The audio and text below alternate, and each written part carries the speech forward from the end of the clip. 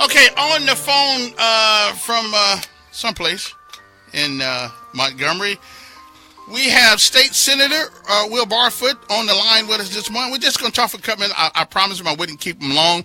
But we heard last night, Senator Barfoot, that I heard this morning that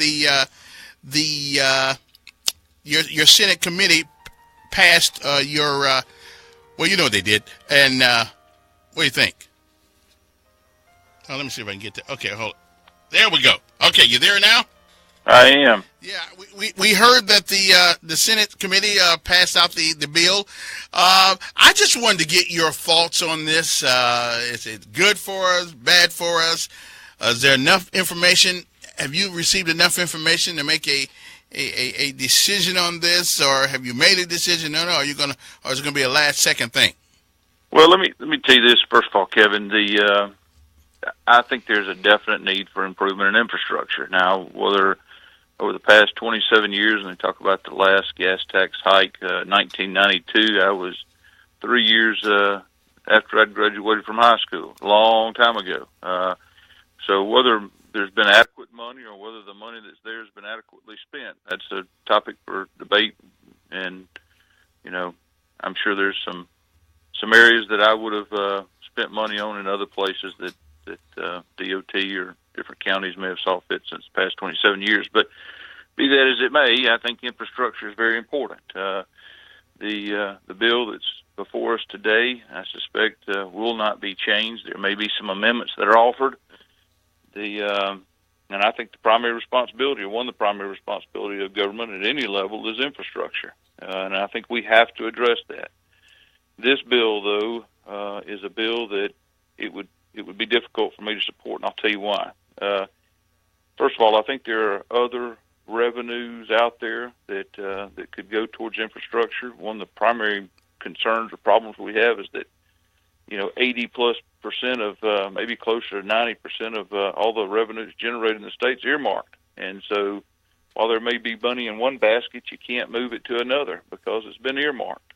And secondly, I'd say that I'm not a guy that's going to jump up and down saying we got to have gambling and the lottery, but there is a source of revenue there that could contribute to the infrastructure. And third, I'd say that if there is an absolute need for an increase in taxes, then my proposal would have been, let's get DOT to tell us all the needs statewide that for safety purposes, for infrastructure, the need to bring in new businesses or to keep existing businesses and to relieve congestion, put a price tag on that, and let's raise the money to get those projects done. I agree with the Port of Mobile. I've had people tell me that it's ridiculous that we're paying for the Port of Mobile.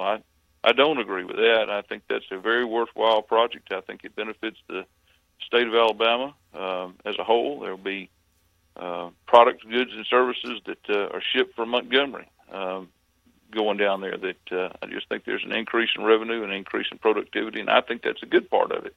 But I'd also say if you apply that same rationale that there is a specific project with a specific dollar amount on there, let's do that with roads and bridges. And let's figure out what that dollar amount is, and then let's get it fixed. Let's make those repairs and corrections and changes, and then let's sunset the thing.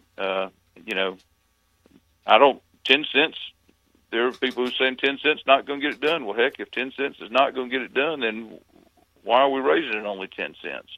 Again, I'm not for increased taxes, but I am, if you're going to increase taxes, I want a specific list of jobs that absolutely have to be done within a specific set of time period, and let's raise the money. It's kind of like a capital project at church. You see a need for a new Sunday school wing. Well, raise the money and then cut it off. So listening to you, you actually surprised me somewhat. It doesn't sound like to me that you are willing to vote for this. Well, I don't know what amendments will be on there today. I'll tell you this, in its current condition, I don't see how I can vote for it. Ultimately, the whole process of, when it comes to a House, comes in the House, there's an original bill, and maybe it's modified in the House committee, and then it goes to the House floor, and maybe it's modified there, then it goes to the Senate committee where it was not modified, but it could have been. and then on the Senate floor there will be amendments that are offered. But in its current state, I don't see a way I can support it. And I'll tell you this: there are good people, honest people, who really believe that this is the best and only way to solve the infrastructure problem, which I believe there is one. And I have to respect them. We may differ in opinions, but I have to respect their conviction to do what they believe is right, because that's a tough vote for those people who are voting yes. And I've been in rooms with them where people have just opened up their heart, poured it out, and said, hey, this is a tough thing to do, but they believe it's the right thing. And for that, I respect them. We may have differing opinions on the best way to get it done, but I respect them. Would you support, at least on that Senate side, a renewal of the call for a lottery? Well, it depends on what it's for. I was asked on the campaign trail the same thing, and I tried to give a more detailed answer and was told, no, I want a yes or no, but you're not going to get me in that catch pen. There are taxes that I'm not a never tax me guy. I think there are legitimate concerns and maybe reasons to raise taxes, but we need to look at it and study it. Hey, I've been in the Senate now, and for 5 days since session started last week. And a lot of these people have studied problems for a long period of time, but the answer to that is it depends on what the bill looks like. I believe that the lottery is not a silver bullet. I don't believe it's going to be a fix-all. Right. But I do, I understand that people want to vote on it, but I want to see where that money would go. I'm not sure. I guess that a lottery bill probably will come up, but let's read the bill and look at all the particulars, because there's not a carte blanche answer, yes or no, to it. Okay, one more thing. They put this bill forth as a gas tax bill, when in actuality we're talking about more than raising money from a gas from a 10-cent thing on 10 cents on tax of gas. There are many other things that are going up too, unless they've changed the bill. Listen, if it was strictly gas, I'd be for it. I mean, 2 years ago, I was paying almost $4 a gallon of gas, and I survived. Sure. But it's more than just gas. Yeah. Well, taxes should be a last resort, and that's part of my issue is that, I haven't, and the new senators, the ones who haven't been there, haven't had a chance to explore all of those other options. Mm-hmm. By the way, I think the accountability bill that Senator Chambliss introduced is a great bill. Mm-hmm. I didn't think it had enough teeth to begin with, and constitutional scholars, folks smarter than me, explained, and they're right, that there are three branches of government for a reason. We can't intrude on what the executive branch does, but that bill itself gives some oversight and suggestion power to the Department of Transportation. And if the Department of Transportation does not follow through with those suggestions without a rational basis why they didn't, then if you have a chairman of the General Fund or the General Fund Committee itself, which is led by a very capable Senator Albritton, and I'm very fiscally conservative with a watchful eye, then I think that accountability bill will certainly benefit the state of Alabama. Okay, one more thing. I know I told you only 5 minutes. What does accountability look like to you? Because everybody keeps telling me, well, it's got accountability, but nobody has concretely described to me what that is. I heard the word thrown about recently that I had never really heard this word before, called fungible. Money is a fungible. It's fungible. I don't know what the hell is that, but I guess that means money. Money. Let me tell you what accountability means to me, Kevin. Okay. Accountability means to me is that you look for alternate ways of increasing the mileage that you get on roadways for the same dollar amount. One of those ways would be a competitive bidding process. Asphalt versus concrete. And, okay. There are arguments both ways. And, you're not going to put concrete roads down everywhere, but, there are some places that concrete may cost more up front, but the life cycle of it is... it's 35 years. It's 35 years where asphalt is normally 20 Right. years. And there are places that asphalt is the only thing that you should put down because it makes no sense to put concrete. Again, listen, I'm not an engineer. Right. You don't want me building roads and bridges. There's no, smarter people than that do it. But I think competition is a good thing. Competition is in state government is probably rarely seen, but it's a good thing. Okay. Well, we'll talk at you after you. Are you guys voting today on this? It will be on the floor today. My assumption is that we will get a chance to vote today. Okay. And again, keep in mind, Kevin, there are good people on both sides of the issue. Oh, yeah. There really are. The people that, and I respect their conviction whichever way. And I quite honestly, I'm glad that this is a big project that needed addressing. I just wish that plans would have been a little bit different. So. Okay. Well, thank you. Listen, you already got a point with me as my senator. You know, you showing up. So I got folks been representing me for 20 years. I never seen. so that's good. Well, and here's one last thing I'd say. No matter how the folks that listening feel about it, there's no reason for personal attacks. There's not.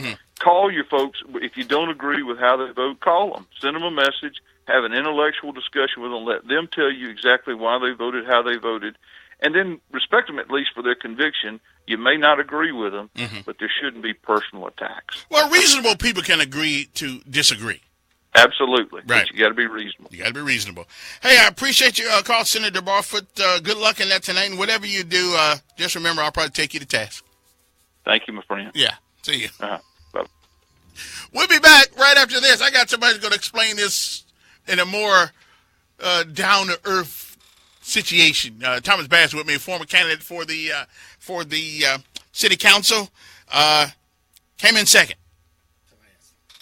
Okay, till last, but I don't want to go there. We'll be back. The last time Alabama addressed training is everything. Call Vicki at Invisible Fence. She's the best. 265-2585. That's 265-2585.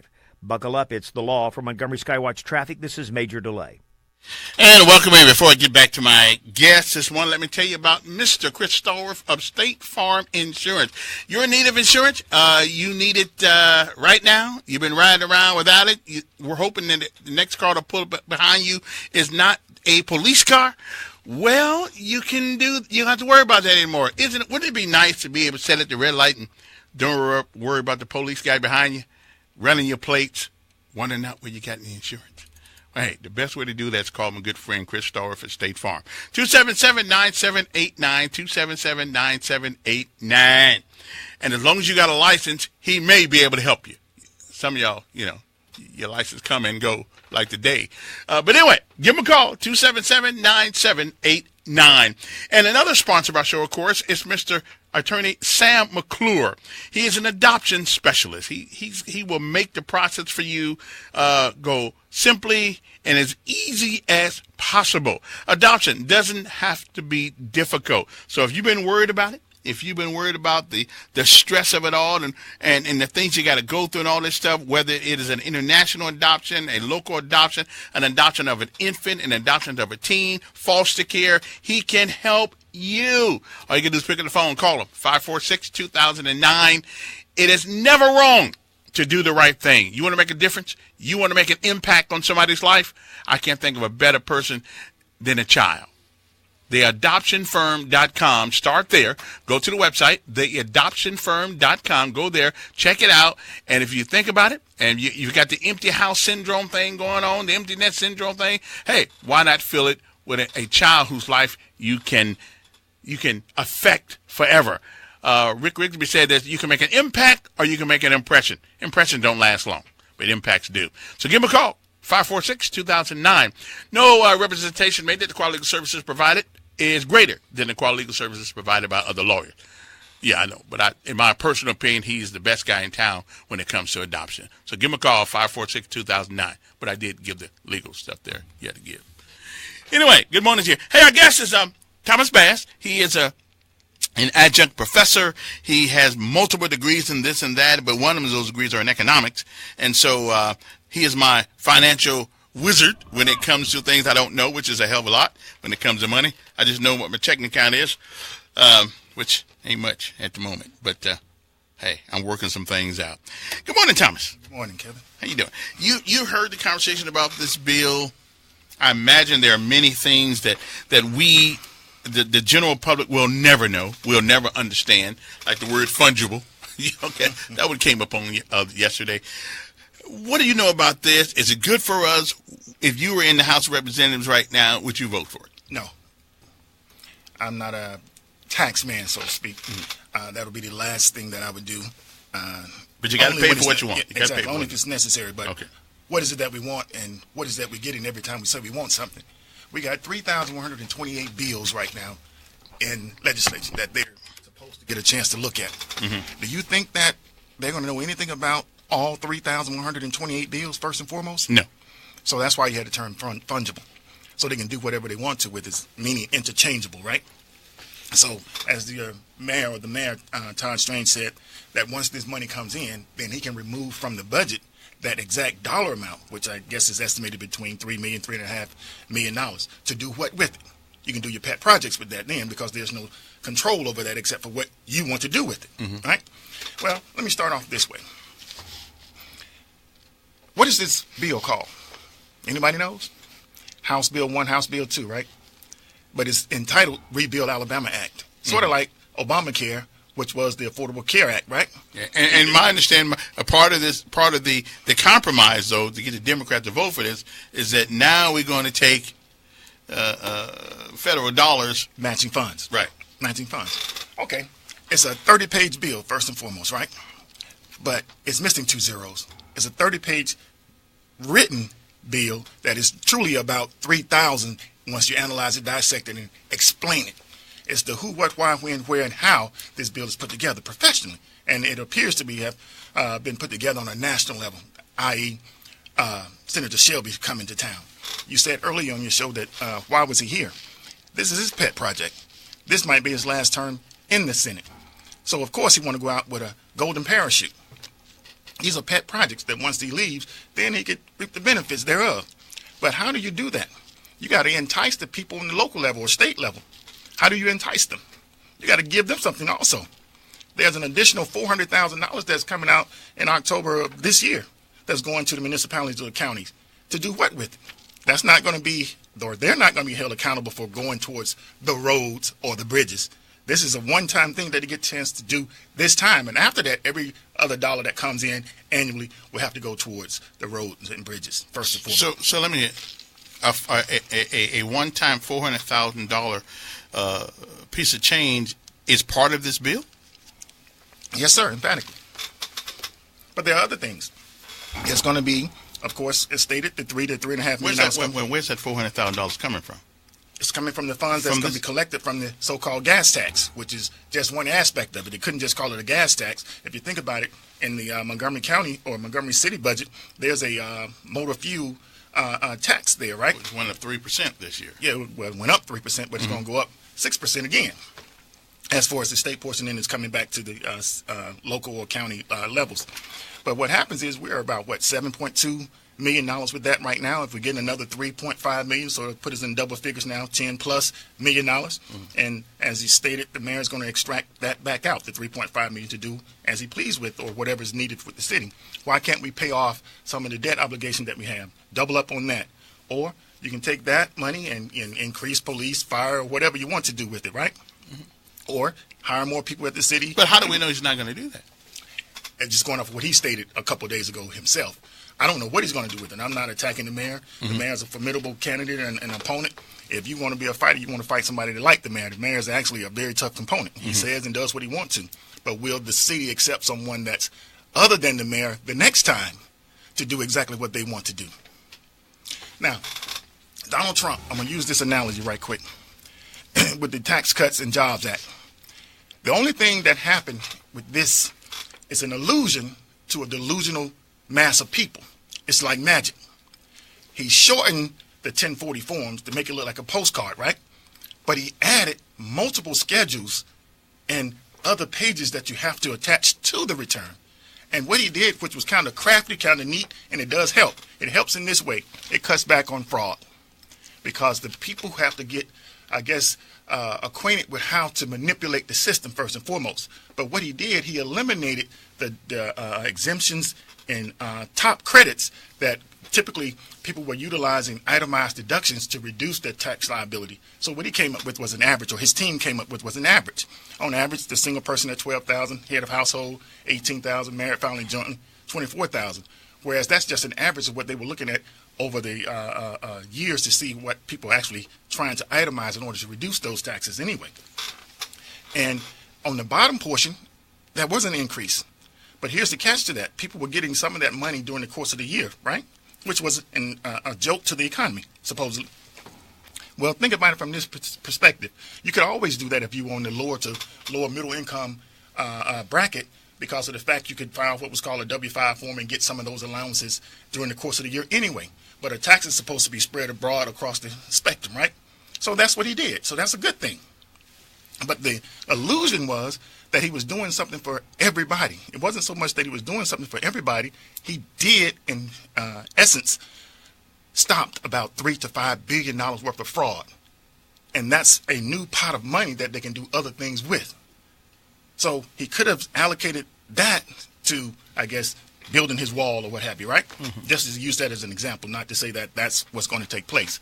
But it was an illusion to make you think that something was really taking place to benefit the common everyday lay person. It's not. What happened is that the capital gains portion benefits the more wealthy individuals, right? Mm-hmm. The same thing with this gas tax. Who does it benefit? We know what, when, where, how, and when it's going to happen. But why is it coming up at this time? What would be the first thing come to your mind to say, well, why would they come up with this? First and foremost, what types of taxes are in there? Are there occupational taxes in there? Are there ad valorem taxes in there? I say emphatically so. Because occupational taxes? Think about it. It's on an industry, right? And this industry can be considered an occupation, right? But you're going to have bus drivers with the charter buses and what have you, right? You're going to have the fleet drivers with the big trucks, the semi trailers and what have you. That's an industry. That's an occupation that's being taxed, because they're going to pay way more than you and I. On average, on some of my trucking clients, they're spending $200,000-$300,000 on fuel. So if there's an increase of 10% on $300,000, there's another $30,000 that they got to pay in what? Fuel. But they are going to pass that through to the people at the end of the line, aren't they? And that is? You and I. Okay, then. So who's paying that? So that means that everything goes up as a result of that, right? Mm-hmm. So that's an additional $30,000 that they're going to lose from their net profit, just to use that as an example. But they'll just do like they normally just pass it on to us. Well, some will, some won't. Mm-hmm. Because if they price themselves out of the market, then there's always going to be somebody else that's going to come in and take what they won't do. Why do you say an ad valorem tax? Ad valorem tax is what? On property. Well, it can be on property, but it is in proportion to the estimated value of that particular property, right? Mm-hmm. So we got a $13 and a $7 increase for tags on automobiles and motorcycles, right? Mm-hmm. That still is considered a fee, but it's still a tax by any other definition or any other meaning, right? So that's an ad valorem tax. Well, we got an excise tax. If I was just to use the term floor stock tax, that makes no sense to you, does it? No. But that's in the bill. But what's a floor stock tax? It's an excise tax. On who? On the wholesale distributor of the fuel. And when they get taxed, what happens? Then, well, the price goes up. Exactly. And does the price of gasoline not go up or fluctuate periodically anyway? Mm-hmm. We're at, what, $2.89, $2.90 again. By this summer, we'll be back with $3.50 plus tax. But you have to pay for what you want, and because they have neglected to do this to maintain... Said since 1992. Right. Then you have to ask why again. Who was it that opposed the bill in 1992? The Alabama Business Council, the League of Municipalities, and who? The Association of County Commissioners. Guess who was for this gas tax? All those. The same three. So why now? What's in it for them is what you got to look for. Those are incentives. Well, did you know anything about them being able to get a $10 million grant? Did you know anything about them being able to get up to $30 to $50 million in grant money as well annually once they apply for it or place a bid for that additional money? Whew, let me take a call here because I'm all confused. Good morning. Who's this? Good morning, Kevin. How you doing? Fine. Hey, Kevin, I've been working with Governor Ivey for the past 4 months, and I've been somebody who's been sitting in the room. But the gentleman who's sitting there this morning, I don't know what he's talking about, because everything that Governor Ivey has put out over the past 4 months, this gentleman, what he's talking about, he must be giving his opinion, but it doesn't reflect anything that Governor Ivey has done. And we've got 5 or 6 other groups out here who are trying to distort what Governor Ivey is doing. But this gentleman does not know what he is talking about, Kevin. Mr. Henry, I wasn't in the room like you. You're absolutely right. But I can read very well, and it's exactly what's in the bill. And all I'm stating are facts and figures, not what I wrote or not what I stated, but according to its originator or sponsor, Bill Poole. Are you familiar with everything that's in the bill? Sir. Tell me what I said that was not accurate. Hold on, Mr. Bass, you haven't given us any facts. You don't know what data the governor has used. She's used baseline. She's used metrics. No, we talking about the bill, brother. We talking about. Wait a minute. Wait, hold on. We talking about the bill. For 4 months, Mr. Bass, we're not going to let you distort. I'm not trying to distort, Mr. Henry. That's just one man's opinion. And you've been calling the radio for the last week or two and not explained not one single thing according to what's in the bill. Alabama GOP, the Wetumpka Tea Party. Hey, Henry. Wait, I got you down. Hold on a second. Now, this man has the bill in front of him. Can you tell us specifically what I said that was wrong? Right, that what he said that was wrong, because you're generalizing too. So tell me specifically what he's wrong. You gave figures about. Well, which figure? About what the city's going to get, what the mayor's going to do. You don't know what the mayor's going to do. No, I stated and I quoted the mayor himself, Mr. Henry. I quoted the mayor himself. Call Todd Strange and ask him. Okay, Glenn. Okay, hey, appreciate it. Appreciate it, Kevin. Yeah. Mr. Henry is known for trying to discredit someone. He can't discredit me. No, because I'm gonna give facts and figures. I don't have emotions or feelings tied up into the bill one way or the other. Yeah. There are some counties and cities that will benefit from it, and there are those that will not. So we're discussing another opinion or another option. Right. Yeah. Good morning. Who's this? Don. Mr. Bass. Yes, sir. I've been hearing Kevin say, "Oh, it's just a dime." Well, that's a dime packed on to 21 cents they're already getting. That makes it 30-something cents. Ask people how they would feel every time. Most people have a 20-gallon tank. Yes, sir. How they feel about putting $6 in the state tax. They would hate every time they fill up. They would hate it. But you know what? I think this is a sort of a fraud.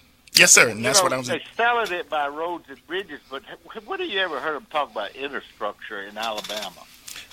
How much have you ever heard a dime, or how much they plan on putting into the Port of Mobile? Approximately 100 million plus, 150 million. That's the scam. That's where the money's going. Exactly, to those contractors. And I think ain't that where our beloved senator's from, that area? Which senator? Shelby? Yes, sir. So, this is just a scam. In 1992, they raised the tax. They had the same old stuff. They're going to create better roads, this and that. And, they never built them. And that's what this scam's going to do right here. But if you tell people, are you willing to put another $6 every time you fill up the state taxes, and you got the county wanting to raise taxes, I doubt that they would be so happy to do it. They wouldn't. They wouldn't come out of their pockets with it freely or voluntarily. That's for certain. All right. Thank you, sir. Thank you. Good morning. Who's this? Oh, good morning, Kevin. Good morning, Mr. Bass. Good morning, Dr. Sankey. How you doing? I'm doing good, sir. I believe you reading the bill. You have it in your phone, you don't? Well, I've studied the bill, so I can quote it. The parts that I'm talking about. And I don't argue with these folks and say anything. See, some of us, as Austin Cox say, have a third grade education, but we can think. Kevin just alluded to yesterday that he didn't know that we had to pay on the tax and other profits, and you telling us now, I believe you. I believe what you were saying. You a man, you wouldn't come on and say the things you said if it was not true. And then again, it's a thing, what is in it for these people? Now, they want to vote for it, but they voted against it. And you remember, and I think it was the road and the infrastructure bill. Remember President Obama? Yes, sir. You remember he wanted to give all of money to build these bridges and roads. The Republican fought for 8 years to get not to do that. You remember? Yes, sir. You came on the radio just about every day about the stimulus package. Right. So all of us say now the Republicans fought it for 8 years. Now they want to. I just don't know. I'm frustrated. I don't understand. Do it this way. Mr. Henry would not be the person that I would have a debate or an argument with on this because he's third-party information that does not have all of the details, and neither do I. But I would challenge those who put it together, and I can ask those individuals about these particular items that are in the bill directly. It's verbatim in the bill, not what he's espousing. So, right. But it's the why. Why would you do it at this time when the very same groups that opposed it in 1992, when Dimitri Polizio, I think in 2015, 27, wanted to do the ad valorem tax increase, and that was shot down by these very same groups. What happened then? The Alabama Democrats, the Montgomery delegation also shot it down. Why did they shoot it down? They shot it down because they said that he did not consult with them. Well, if it wasn't a good tax then, why is it a good tax now? There are some pet projects, and then how many jobs would this really create? What are the net jobs? How many times have you seen on the road 200, 300 people working on a crew? You don't. So what's the net amount that's going to salaries or benefits or et cetera, which is the benefits are not a part of this? I do know, I saw somewhere in the bill, in the summary of the bill, where you couldn't use the money, the LDOT could not use the money for salaries and stuff like that. Exactly. But I'm talking on a local level with the city and with the county. So it's not to be used for that particular aspect. So will that money that you take out of the budget be used to increase those salaries? What jobs are going to be created? Surveyors, mapping, and stuff like that. Engineers, a new job or is going to be created for a county engineer or city engineer or a chief engineer. Who's going to get that job? Who has the total control of all of the funding? LDOT. Has LDOT always been compliant to doing what they say they're going to do? Who's going to get the opportunity to choose, per the bill, who's going to be on that board? Who's going to be on that committee on the local level, on the county level? It says that it has to be one person from the local government, and then it has to be a minority. So who's that minority? What is that minority? Is it a female, or is it black, or is it Korean, or whatever? Who gets that choice? Is it a paid position or what have you? When you're putting those, take for instance like the airport board, when you're putting certain positions, you have power and influence. Power and influence over what? Who gets what contract? Good morning. Who's this? Hi, Kevin. Yeah. Good morning, Mr. Bass. I have a question for you, Thomas. In the State of the State address, the governor mentioned that they had downsized state government by 6,000 employees. Now, that was probably, my question is, was that done through attrition and they migrated over into the retirement system and became part of that 100,000 or better invisible employees that are still, under the legislature? If David Bronner makes a mistake in investments or something like that, they have laws that says we, the taxpayers, have to make that up. And, that's sort of insulation from failure. But they have no provisions for those of us that are struggling out here in the private sector. And, I think this is where we need to focus a lot of our energy, Kevin. Yesterday, Mr.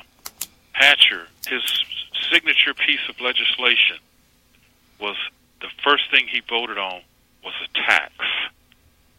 And, I'm listening to Mr. Barfoot, same thing, a tax. I spent 31 years within a quarter of a mile of the state capitol. And all the real thinkers, they don't even participate anymore. I'm not going to mention their names because they wouldn't. They used to come on this program and try to stir the pot and stimulate people. Thomas, I thank you for coming on. Yes. That's my call. Yes, sir. Do you know that the bill was read for the first time on March 6th, read for the second time on March 7th, and then they voted on it on the 8th, right? So some people didn't take it home and read it. Some people didn't read it prior to, even if it was given to them, right? Then we had the weekend, which was the 9th and the 9th and the 10th, and the 11th was yesterday. So now they were taking it to the Senate to vote on it, right? And it's one of the fastest pieces of legislation moving. Like I said, it's really not a 30-page bill; it's a 3,000-page bill. Once you analyze it, because it's so compounded to keep you delusional about it, so that you don't know actually what's going on. So once you dissect and analyze it, then it opens up a plethora of opportunities for those who are going to be in control once again. So who benefits from it? But we've always been the benefactor. Damn, when are we going to be the beneficiary of some of our own? But whether I'm a street sweeper or I came up, whether I'm the fire department, doesn't somebody always benefit from everything, even negative? It's called an equation on the other side of the equal sign. Right. However, why does it have to be the same people all the time? Well, now I will say one thing. The average Joe can't pave a street. We're not. I mean, I'm just saying. Well, I'm gonna tell you, like you got to use people up in Atlanta. Yeah, but they can own the darn concrete. Yeah, well, they can own the asphalt. Well, that's true too. And smaller companies can combine themselves and do what? Compete. If they will. As opposed to being a primary contractor, they're a subcontractor. Right, if they will. So ALDOT's going to have the capabilities or ability to assign the subcontractors to primary contractors. You know any, I'm just for the sake of conversation, do you know any people of color that in the asphalt business? Yes. You do? Yeah. I didn't know any. Yeah, I guess I'm kind of ignorant of that kind of thing, because I didn't know we did that kind of thing. Yeah. Okay. Good morning. Hey, morning, Kevin. Morning. Good morning, Brother Bass. Good morning, sir. Look here, every time you come on, Brother Bass, you never disappoint, man. It's good to hear a man come on and know his business. And the caller before Reverend Singing, Kevin, I know you caught it. You probably almost fell out your chair. He agreed with Brother Bass, didn't he? And you know he normally calls in. What did he do, Kevin? He slammed. He tells the truth a lot now. He slammed up. But Brother Bass, when he agreed with you, case be closed. But you know what? I think Governor Ivey, I don't think she's a crook, but I think she's being a hoodwink, Brother Bass. I really believe that. Yeah, a lot of them. Yes, and a lot of them. Come on the show, man, and tell us what Brother Bass tells us. You read the bill and come on the show. Yeah, let the legislators and the senators come and explain it. We will. Hey, listen, I'm running out of time to take one more call. Good morning. Who's this? Good morning. The absolute truth. Good morning. Hey, Bass, give us 3 bullet points as to why this bill is not good for poor people or for the average person. Appreciate it. First and foremost, they can't afford it. Secondly, it doesn't benefit them really at all, because they're the ones that are going to have to foot the bill. Every time there's a tax, it's going to be paid by the very people that it says that it's going to help, because it's going to increase jobs. It's not increasing any new jobs, no net new jobs. Well, why is it then? Will anybody be for undoing what has been going on right now? Say, for instance, on the city level or county level. Will any of the candidates run to undo or to repeal some of the taxes and some of the fees and fines and forfeitures that have been put into place by this administration or previous administration? What about if you were to rebut, since now everything is on the table about taxes, what about an occupational tax? What about a property tax increase, since they want to increase taxes, and that is a part of this bill by any other name, and the increase in fees on a tag is an ad valorem tax, and fee or fine or tax on the fuel industry is an occupational tax. Well, we're going to have you back at our time's up, but let me ask you one question. Do you believe this bill originated in Alabama? No, it originated in D.C. Okay. Yeah, we had time. And they're a little bit more savvy than what we have here, so that's why the people were not given enough time, and those that do know, it's going to benefit them, because they're going to be the ones that are going to orchestrate how the funding goes out. That's that fungible thing again. We'll be back.